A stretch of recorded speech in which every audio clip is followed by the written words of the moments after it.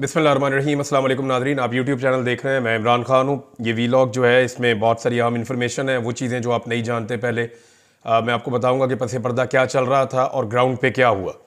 एक तो पाकिस्तान तहरीक इंसाफ का जो धरना जो उन्होंने जाके डी चौक के ऊपर कंट्रोल किया था वो ख़त्म हो गया। रात गए वो हुआ जिसकी कोई तवक्को नहीं कर रहा था। यानी ये किसी के दिमाग में नहीं था कि सीधी गोलियाँ निहत्ते शहरियों के ऊपर चलाई जा सकती हैं। इसके बारे में सबको यकीन था कि ऐसा नहीं होगा। यानी ये तो सबको पता था कि आंसू गैस की शेलिंग होगी, गिरफ्तारियां हो सकती हैं, टॉर्चर हो सकता है, लाठी चार्ज हो सकता है, वाटर कैनन का इस्तेमाल किया जा सकता है, मिर्चों वाला पानी फेंका जा सकता है। ये सारी चीज़ों का सबको आइडिया था, लेकिन ये किसी को नहीं पता था कि रियल बुलेट्स जो हकीकी गोलियां हैं, असल गोलियां वो चल जाएंगी और वो गोलियां चलाकर लोगों को मारा जाएगा। इसके बारे में किसी को आइडिया नहीं था। और देखें, एक चीज़ आप सबको जहन में रखनी है। बहुत सारे लोग जो है ना बड़ी अजीब अजीब बातें कर रहे हैं कि जनाब खड़े नहीं हुए, वहाँ रुके नहीं। तो मैं ये कहता हूं कि दुनिया की बेहतरीन जो ट्रेंड आर्मी है ना, मिलिट्री, उसको लेकर आए और ऐसे एक बीच में जगह है उसके ऊपर खड़ा करें और खड़ा करने के बाद ऊपर से उनके ऊपर यही सारा असला इस्तेमाल करें। रियल बुलेट्स भी चलाएं, असली गोलियां चलाएं, रबड़ की गोलियां चलाएं, इतनी बदतरीन आंसू गैस की शेलिंग करें, कोई दुनिया की फौज भी वहां पर नहीं रुक पाएगी। SSG के कमांडोज भी वहां पर नहीं रुक पाएंगे। बेहतरीन दुनिया के अमेरिकन कमांडोज, मरीन्स जो है वो भी वहां पर नहीं रुक पाएंगे, क्योंकि ह्यूमनली पॉसिबल नहीं है। वहां आप सांस नहीं ले पा रहे थे। तो और जब रियल बुलेट्स चलती हैं, यानी इन लोगों ने आंसू गैस का मुकाबला किया, पाकिस्तान तहरीक इंसाफ के कारकुनों ने पाकिस्तान की तारीख की सबसे बदतरीन आंसू गैस का मुकाबला किया, यानी नहीं गए। डंडों का मुकाबला किया, नहीं गए। रबड़ की गोलियों का मुकाबला किया, नहीं गए। गोलियां भी मारी गई बार बार, फिर भी नहीं गए। लेकिन जब अंधाधुंध फायरिंग हुई और बहुत सारे लोगों को बुलेट्स लगी हैं, अभी जो मेरे पास इत्तला आई उसमें सिर्फ एक हॉस्पिटल का डाटा है, दूसरे किसी अस्पताल का डाटा अभी नहीं है, और ये पॉलीक्लिनिक हॉस्पिटल का डाटा है। और इसके मुताबिक 28 लोग जो हैं उनको बुलेट इंजरी आई है। पाकिस्तान तहरीक इंसाफ ने जो बताया कि उनके 8 लोग जाँ बहक हो गए। ये अब तक के डाटा के मुताबिक है।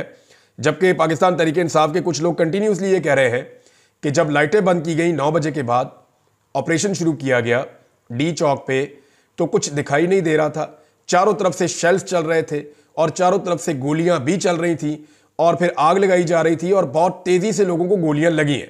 तहरीक इंसाफ के बहुत सारे कारकुन लापता हैं, जिनके बारे में कहा जा रहा है कि शायद वो जाँ बहक हो गए हैं, वो इस दुनिया में मौजूद नहीं है, या वो इस वाकये की नज़र हो गए हैं। इसको एक सानिया कहा जा सकता है। पहले वजीर दाखिला ने इसके बारे में वार्निंग दी। वजीर दाखिला ने पहले कहा कि गोली चला देंगे और 5 मिनट में सब कुछ खत्म हो जाएगा। फिर वजीर इत्तलाआत ने भी गोली चलाने की धमकी दी। फिर ताकत के इस्तेमाल की धमकी जो है वो वजीर दिफा ने भी दी। 3 वफाकी वज़रा ने डायरेक्टली धमकियां दी और उसके बाद हमने देखा कि वहां पे गोली चली और जो लोग अस्पतालों में पहुंचे वो रियल बुलेट्स के साथ थे।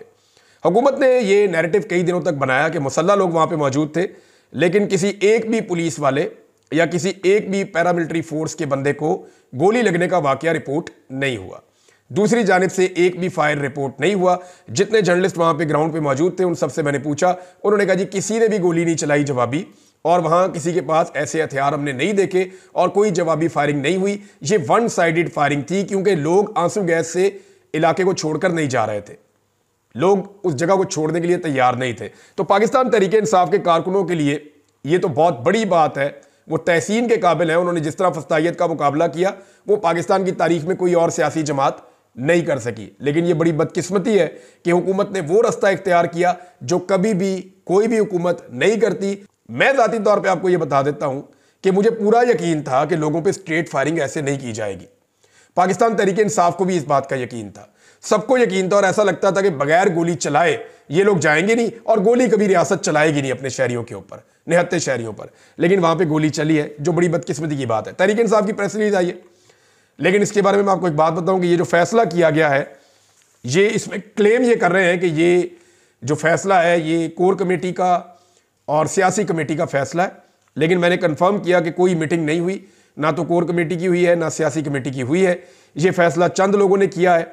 उमर अयूब साहब ने, शिबली फराज साहब ने, गौर साहब ने, सलमान अकरम राजा साहब ने, और गंडापुर साहब उसका हिस्सा है, उस कमेटी का जो बनी हुई है इनकी इंटरनल। अब गंडापुर साहब का कंफर्म नहीं है, लेकिन इन लोगों ने यह फैसला किया और फिर ये प्रेस रिलीज जारी की गई।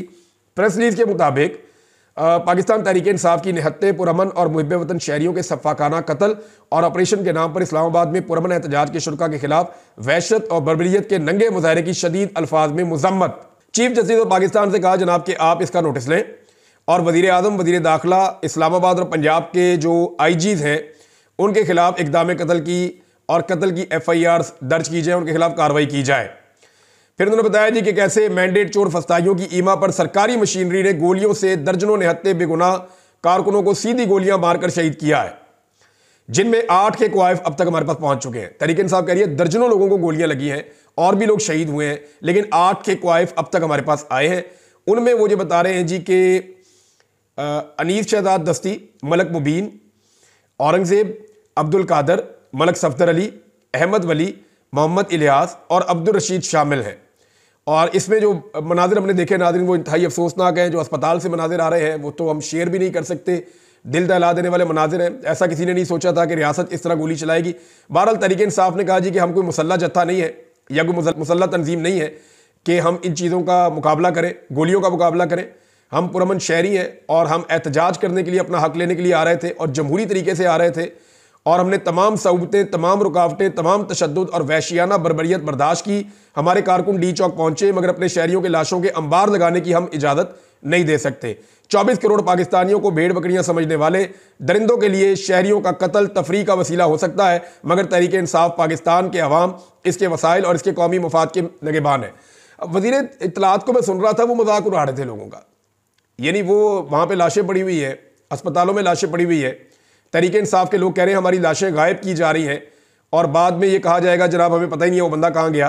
तो हमारी लाशें इसलिए गायब की जा रही हैं ताकि जो जांबहक होने वाले लोग हैं उनकी तादाद को छुपाया जा सके, ये तहरीक इंसाफ के लोगों ने क्लेम किया।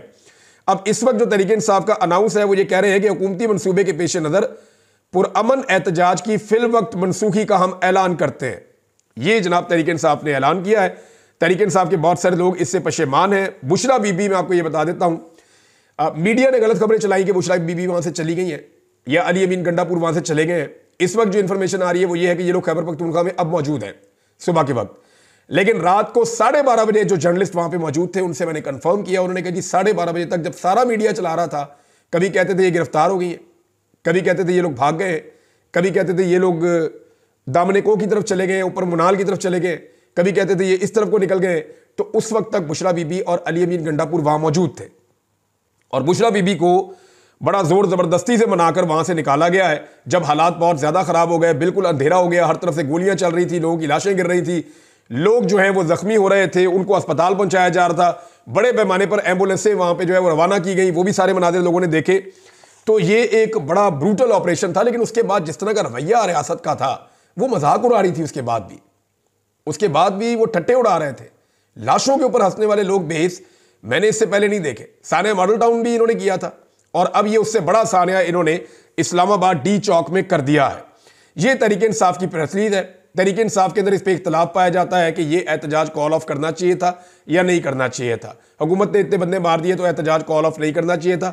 दूसरी तरफ के लोगों का कहना है कि हुकूमत पागल हो चुकी है, लिहाजा हम दोबारा एहतजाज करेंगे, अभी हम इसको रोक रहे हैं। अब इससे होगा क्या, मैं आपको थोड़ा सा बैकग्राउंड में लेकर जाता हूं। मुझे कुछ लोगों ने इंफॉर्मेशन ये देना शुरू कर दी थी और अब मैं वो चीज़ें आपके सामने रख देता हूं और मैंने इन सारी चीज़ों को कंफर्म किया, मैं इनके ऊपर पहरा दूंगा। जब 24 तारीख को ये काफिला निकला खैबर पख्तूनख्वा से, तो ये सारा दिन ट्रैवल करता हुआ शाम को ये पहुंचा और उस वक्त इन्होंने क्लियर किया पहली सारी रात लगा के कटी पहाड़ी के इलाके को, और डीआई खान और बलूचिस्तान से आने वाले काफिले आगे पहुंच चुके थे। उसके बाद ये काफिले आपस में मिलते हैं अगले दिन और अगले दिन फिर ये आगे बढ़ते हैं और इस्लामाबाद के अंदर जब दाखिल होते हैं तो वहां पे अली अमीन गंडापुर साहब की गाड़ियां और उनके साथ जो स्क्वाड है वो वहां पे रुक जाता है। और उनसे जब भी कोई जाके कारकुन पूछता है, कोई बात करता है, तो वो ये कहते हैं जी अभी कर रहे हैं, एक मीटिंग चल रही है, बात चल रही है सीएम साहब की, सीएम साहब कोशिश कर रहे हैं, तो एंगेजमेंट चल रही है, तो वहां मुज़ाकरात हो रहे हैं। तो इस किस्म की बातें वहां पे सबको बताई जाती हैं। वहां पे कारकुनों ने शोर मचाना शुरू किया कि हमें आगे जाना चाहिए, आगे बढ़ना चाहिए, रावलपिंडी और इस्लामाबाद हमारा इंतजार कर रहा है। तो बुशरा बीबी ने आगे जाने का फैसला किया। जो अहमद खान न्याजी हैं, जो इमरान खान साहब के रिश्तेदार भी हैं, आपने देखा उनकी सिक्योरिटी भी उनके साथ साथ होते थे, पोनी उन्होंने बांधी होती थी। अहमद खान न्याजी जो है वो अली अमीन गंडापुर साहब के पास जाते हैं और उन्हें कहते हैं कि हमें आगे बढ़ना चाहिए, फौरन आगे जाना चाहिए, बुशरा बीबी को लेकर हमें आगे जाना है। तो उस पर अली अमीन गंडापुर और अहमद खान न्याजी साहब जो हैं वो मुत्तफिक नहीं हो पाते। तो अहमद न्याजी जो है वो आगे बढ़ते हैं और बुशरा बीबी कंटेनर के अंदर सवार थी, तो उन्होंने कहा कंटेनर लेके आगे निकलो। तो जो कंटेनर का ड्राइवर है उसने कंटेनर चलाने से इनकार कर दिया, क्योंकि कंटेनर को जो इंस्ट्रक्शन आती थी वो खैबर पख्तूनख्वा की हुकूमत से आती थी। अब कंटेनर वाला आगे जा ही रहा, बुशरा बीबी कह रही है आगे जाना है, बुशरा बीबी के साथ जो लोग हैं वो आगे जाना चाहते हैं। अली अमीन गंडापुर साहब फैसला नहीं कर रहे और वो गाड़ियां लेकर, अपना स्क्वाड लेकर उस जगह पे जहां मोटरवे से उतर के थोड़ा आगे एक मुकाम है वहां पे आकर खड़े हैं, अब आगे नहीं बढ़ रहे। और इनके जिस अंदाज में इनकी गाड़ियां खड़ी थी आगे पीछे, पीछे से पूरा काफिला रुका हुआ था जो आगे नहीं बढ़ पा रहा था, सिर्फ इनसे आगे कुछ 40-50 गाड़ियां थी। बहरहाल अहमद न्याजी ने जबरदस्ती जो कंटेनर था जिसके अंदर सारा वो जलसागाह की जगह बनी हुई थी ऊपर, जिसमें बुशरा बीबी थी, उस कंटेनर के ड्राइवर के साथ जबरदस्ती की और उसको ये कहा कि फिर हम खुद ही गाड़ी चला लेंगे। बहरहाल मजबूरन वो कंटेनर फिर आगे बढ़ा। जब ये कंटेनर आगे जाता है और इसको सामने आकर मिलती है 26 नंबर चुंगी, जो मुझे इतला मिली है, 26 नंबर चुंगी पे इनका सामना होता है पुलिस से और रेंजर से, और वहां पे बदतरीन शैलिंग शुरू हो जाती है, कारकुन मुजामत शुरू कर देते हैं। वहां जबरदस्त मुजामत चल रही थी, जबकि अली अमीन गंडापुर और उनका पूरा काफिला पीछे रुका हुआ था, वो आगे नहीं आ रहा था। अब इन दोनों काफिलों के बीच में मुझे कुछ लोगों ने कंफर्म किया, और मैं उनके नाम भी बता सकता हूं। उन्होंने कहा जी कि बीच में कुछ जगह खाली भी थी, वहां कारकुनों ने शोर मचाना शुरू कर दिया। आपने कुछ विजुअल्स देखे होंगे, जिसमें आपने महर शराफत के विजुअल देखे होंगे, कुछ कारकुनों के विजुअल देखे होंगे, एक दो और लीडर हैं उनके आपने विजुअल देखे होंगे कि वो कोशिश कर रहे हैं कि आगे निकलो, हमें आगे जाने दो। बुशरा बीबी आगे चली गई है, काफिला आगे निकल गया है, हमें आगे जाने दो। लेकिन वो गाड़ियां रास्ता नहीं दे रही थी जो सीएम के साथ थी, और रास्ता खुल नहीं रहा था। तो उस पर कारकुनों ने बाकायदा फिर बाहर थाड़ की, नारेबाजी की, अली अमीन की गाड़ी को धक्के दिए, उसको हाथ मारे, उसको पाँव मारे, और उसके बाद फिर जो है वो गाड़ी, थोड़ा सा गाड़ियां आगे हुई तो पीछे से गाड़ियां निकलना शुरू हुई। इतने में बुशरा बीबी और पीछे से अलीमा खान साहबा और उनके साथ कुछ और रावलपिंडी के लोग आए, और उन्होंने आके उस तरफ से, और बुशरा बीबी के साथ जो लोग थे उन्होंने इस तरफ से ये 26 नंबर चुंगी को खाली करवा दिया। जब ये चुंगी खाली हुई तो कंटेनर्स कारकुनों ने हटाए और काफिला आगे बढ़ गया। अब ये काफिला आगे बढ़ रहा था, जो हैरत अंगेज चीज मुझे लोगों ने बताई वो ये थी कि आगे से रुकावटें खुद दूर होना शुरू हो गई, रुकावटें दूर होना शुरू हो गई, और मंसूबा ये था कि इतना फासला पैदा कर दिया जाए अली अमीन गंडापुर के मेन काफिले में और बुशरा बीबी के काफिले में कि किसी जगह पे भी इनको अकेला करके इनके ऊपर एक भरपूर हमला करके बुशरा बीबी को गिरफ्तार कर लिया जाए। क्योंकि सब ये समझ रहे थे कि बुशरा बीबी एक ऐसी शख्सियत है जो इसको लीड कर रही है, और उनकी वजह से कोई वापस नहीं जा पा रहा और कोई कंप्रोमाइज नहीं हो पा रहा, या मामला की रफा दफा नहीं हो रहा। इसका कोई और हल भी निकालना चाह रहे थे। बैरिस्टर साहब ने तो टीवी पे कहा कि जनाब हम तो संजानी में या कहीं और बैठना चाहते थे, और इसके ऊपर फैसला हो गया था, लेकिन बुशरा बीबी नहीं मानी। वो कह रही थी मैंने जाना डी चौक में, मुझे इमरान खान ने कहा हुआ है। तो जब ये आगे बढ़े तो उनको मौका इसलिए गिरफ्तार करने का नहीं मिला कि रावलपिंडी और इस्लामाबाद के शहरी निकल आए, यानी आमिर मुगल वगैरह निकल आए, वो आमिर रियाज वगैरह, शहरयार रियाज वगैरह, और बाकी लोग हैं। अलीमा खान अपने साथ काफ़ी क्राउड लेकर आ गई, वहाँ के नौजवान निकल आए। तो ये इतना बड़ा एक क्राउड बन गया कि ये भी अच्छा खासा एक जुलूस बन गया। अब इनको गिरफ्तार करना मुश्किल था बुशरा बीबी को। उस वक्त जो है वो अली अमीन गंडापुर साहब पीछे से फिर आए और उन्होंने ज्वाइन किया, और फिर ये डी चौक की तरफ गए। जो कंटेनर था बुशरा बीबी का वो डी चौक से 500 गज तकरीबन पीछे था, और उससे 500 गज पीछे जो है वो गाड़ियां थी। तो ये इस जगह पे ये मौजूद थे। अब एक और चीज जो मैं आपको बताने जा रहा हूं कि 4 बजे तक डी चौक पे मुकम्मल कंट्रोल हो चुका था पाकिस्तान तहरीक इंसाफ के कारकुनों का, और लीडरशिप वहां पे मौजूद थी। कुछ लोग ऐसे हैं जो इस्लामाबाद जाने के बाद नजर ही नहीं आए, जैसा कि शहरयार अफरीदी। इस्लामाबाद जाने के बाद उनकी कोई एफर्ट रास्ते में आपको नजर नहीं आई होगी। उन्होंने चंद जगहों पे अपने नाम के नारे लगवाए, उनके साथ कुछ नौजवान थे, नारे शारे लगवाए, कुछ टिकटॉक बनवाई उन्होंने, और वो गायब हो गए। कुछ और लोग हैं, मैं सबके नाम क्या लूं, लेकिन बेशुमार लोग ऐसे हैं जो आए ही नहीं, इस एहतजाज का हिस्सा ही नहीं बने। हालांकि उनका ताल्लुक खैबर पख्तूनख्वा से है, वो वहां से अरकान असेंबली है, लेकिन वो नहीं आए, उन्होंने इसके अंदर शमूलियत नहीं की। पंजाब वाले भी नहीं आए, आपके सामने ही है। अब हुआ ये कि ये जो लोग पहुंचे डी चौक और उसकी सराउंडिंग में, इनको वहां पे जाके, मैंने पिछले वीलॉग में आपको कहा था कि कुछ चीजें पाकिस्तान तहरीक इंसाफ को करनी पड़ेंगी। उन्हें अपनी एक इंतजामिया बनानी पड़ेगी, उन्हें अपना सिक्योरिटी का निज़ाम बनाना पड़ेगा, उन्हें थोड़ा सा अपना जो है वो खाने पीने का इंतजाम कैसे करना है, और स्टेज के ऊपर से अनाउंसमेंट वगैरह, ये सारी चीजें होनी थी। लेकिन 4 बजे से लेकर 9 बजे तक, इन 5 घंटों तक कारकुनों को किसी किस्म की कोई इंस्ट्रक्शन नहीं मिलती, और बहाना यह बनाया जाता है कि जनरेटर खराब हो गया। वहां जगह जगह जनरेटर पड़े हुए, कोई भी जनरेटर आ जाता, और इतने बड़े काफिले के साथ कोई एक जनरेटर तो होता नहीं है नॉर्मली। तो यह बहाना सुनने में आया कि जनरेटर खराब हो गया है, इसलिए जो मेन इनका कंटेनर है उसके ऊपर से कोई अनाउंसमेंट नहीं हो रही, और किसी ने कोई तकरीर नहीं की, किसी ने लोगों को गाइड नहीं किया, किसी ने लोगों को समझाया नहीं कि अब करना क्या है। और फिर वही हुआ, 9 बजे से पहले लाइटें बंद हो गई अंधेरा होने के बाद, और उसके बाद बदतरीन शेलिंग और बदतरीन फायरिंग। पाकिस्तान तहरीक इंसाफ के बहुत सारे लोग अली अमीन गंडापुर को ब्लेम कर रहे हैं और वो ये कह रहे हैं कि ये एक मौका था इमरान खान साहब को आज़ाद करवाने का, ये ज़ाया किया गया है। बहरहाल इसमें कुछ चीज़ें और हुई हैं, वो मैं आपके साथ मजीद आगे बढ़ के आहिस्ता आहिस्ता शेयर करता चला जाऊँगा। लेकिन 12:30 बजे तक बुशरा बीबी और अली अमीन गंडापुर वहाँ पर मौजूद थे, और ऐसे हालात में जो है वो मैं आपको फिर बता रहा हूं कि कोई ट्रेंड मिलिट्री भी वहां पे नहीं रुक सकती। जिस तरह के हालात लोगों के लिए पैदा कर दिए गए थे, बहुत सारे लोगों को गिरफ्तार कर दिया गया, बहुत सारे लोगों को गोलियां लगी हैं, और बाकी लोग जो हैं, क्योंकि लीडरशिप जब वहां से चली गई तो बाकी लोग भी फिर खैबर पख्तूनख्वा के लिए निकल गए। बेशुमार गाड़ियां, यानी क्लेम कर रहा है मीडिया के 100 के करीब गाड़ियां जो हैं वो तोड़ दी गई हैं, उनको बुरी तरह नुकसान पहुंचाया गया है, और वहां पे जितनी चीज़ें पहुंची थी, कंटेनर को भी आग लगा दी गई है, और एक अजीबोगरीब वहां पे माहौल बना हुआ था इस्लामाबाद में। अब उस सारी चीज़ को क्लियर किया जा रहा है। तहरीक इंसाफ के कारकुनों ने नो डाउट एक अज़म की और हिम्मत की दास्तान रकम की है। इससे उनका हौसला बढ़ेगा, इससे कम नहीं होगा, और ये उनके लिए बड़े दुख की घड़ी है, क्योंकि बहुत सारे लोग लापता हैं, बहुत सारे लोग जो हैं वो ज़ख्मी हैं, उनकी शहीद हुए हैं बहुत सारे लोग, और ये सारी चीज़ें उनके लिए एक तकलीफ दे मौका है पाकिस्तान तहरीक इंसाफ के लिए। लेकिन इस पॉलिटिकल पार्टी ने जो किया है, इससे पहले कोई और पॉलिटिकल पार्टी इस लेवल का दबाव बर्दाश्त नहीं कर पाई। आलमी सतह पे बड़ा शदीद दबाव आ रहा है। डोनाल्ड ट्रंप की टीम का हिस्सा है जो यूक्रेन के हवाले से सारे मामलात को देखेंगे। डोनाल्ड ट्रंप की कोर कमेटी का मेंबर है, उनकी भी ट्वीट आई, उन्होंने कहा जनाब कि ये जो हो रहा है पाकिस्तान में वो ऐसे ही हो रहा है जैसे अमेरिका के अंदर कंट्रोल करने की कोशिश की जा रही थी। उन्होंने इसकी मजम्मत की है, अक़वाम मुत्तहिदा ने इसकी मजम्मत की है, अक़वाम मुत्तहिदा का स्टेटमेंट भी आया है इस हवाले से। पाकिस्तान में एहतजाज के दौरान फ़ौज की तैनाती का नोटिस लिया है, मुजाहिरीन और फोर्सेस से तहम्मुल में रहने की उन्होंने अपील की है, और आज़ादी इज़हार राय और पुरअमन एहतजाज करने का मुतालबा उन्होंने किया है कि जी इसका हक दिया जाए शहरियों को। लेकिन ऐसा नहीं हुआ। यहाँ पे बदतरीन फस्तायत हुई है पाकिस्तान में, इसकी माजी में कोई मिसाल नहीं मिलती। और आलमी मीडिया ने जो इसकी कवरेज की है वो पाकिस्तान का जो मौजूदा रजीम है उसके लिए मुश्किलात में इजाफा करेगी। बज़ाहिर तो हुकूमत ने एक रात में शब खून मार के जुल्म और जबर की एक दास्तान रकम की है, डायरेक्ट लोगों के ऊपर गोलियां चला के एक तरह से अपने इलाके को फतह किया है, अपने लोगों को फतह किया है। लेकिन ये हुकूमत की बहुत बड़ी शिकस्त है, और आने वाले दिनों में हुकूमत के लिए बहुत सारी मुश्किलात पैदा हो जाएगी। इस वाक़े और इन मनाजिर को देखने के बाद पाकिस्तान में सरमायाकारी नहीं आएगी। ओवरसीज़ पाकिस्तानी मजीद नाराज़ हो जाएंगे, पाकिस्तानी अपने आप को ज़्यादा गैर महफूज समझेंगे, और ज़्यादा मायूसी पाकिस्तान में फैलेगी।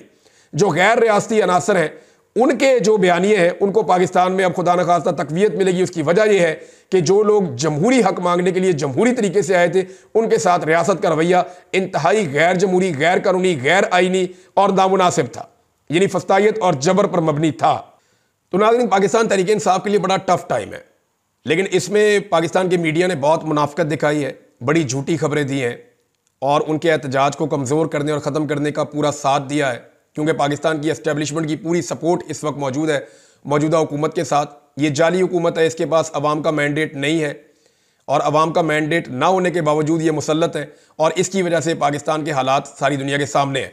मेरे ख्याल में यहाँ बात ख़त्म नहीं होगी।